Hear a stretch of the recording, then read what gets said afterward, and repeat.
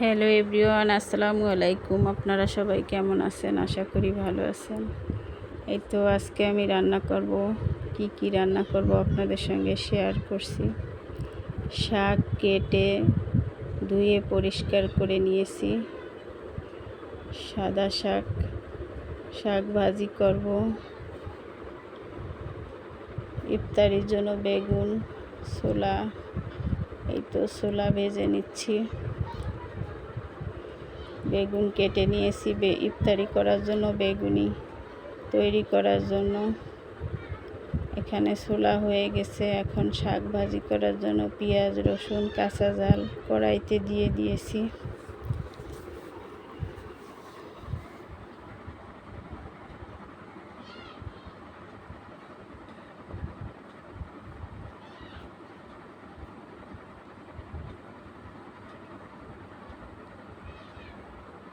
পেঁয়াজ রসুন ভাজা ভাজা হয়ে আসলে শাক দিয়ে দিয়েছি।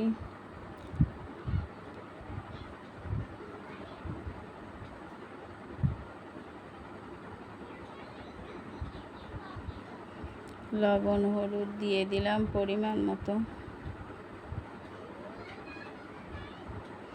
শাকে চিংড়ি মাছ দিয়েছি।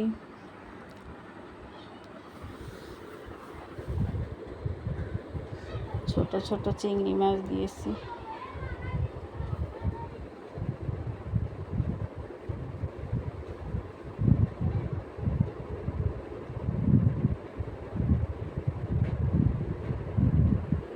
শাক ভাজি করা হয়ে গেছে। এখন আমি আর একটা রান্না করব, ডিম ভুনা করব। ডিম সিদ্ধ করে বেছে এই তো ভাজার জন্য কড়াইতে দিয়ে দিলাম, লবণ হলুদ দিয়ে দিলাম। ডিম ভাজা হয়ে গেছে। এখন ডিম ভুনা করার জন্য তেল দিয়ে পেঁয়াজ কুচি দিয়ে ভাজা ভাজা করে নিলাম। তারপর একটু পানি দিয়ে গুঁড়ো মশলা দিয়ে দিলাম।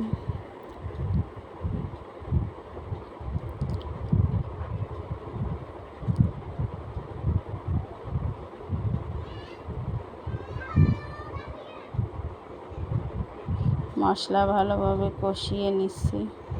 মশলা কষানো হয়ে গেছে। এখানে আমি ঝোলের পানি দিয়েছি, নারকেলের দুধ দিয়েছি। ডিম ভুনা করতে গেলে নারকেলের দুধ দিই আমরা। নারকেলের দুধ দিলে ডিমটা খেতে অনেক স্বাদ হয়।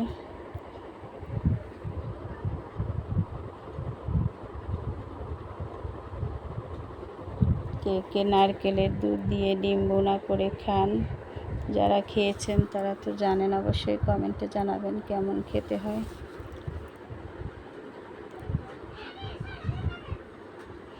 হয়ে গেছে আমার দুটো রান্না কেমন হয়েছে কমেন্টে জানাবেন। লাইক শেয়ার করে দিবেন। যারা নতুন এসেছেন তারা একটা সাবস্ক্রাইব করে দিবেন। আজ এ পর্যন্ত, আল্লাহ হাফেজ।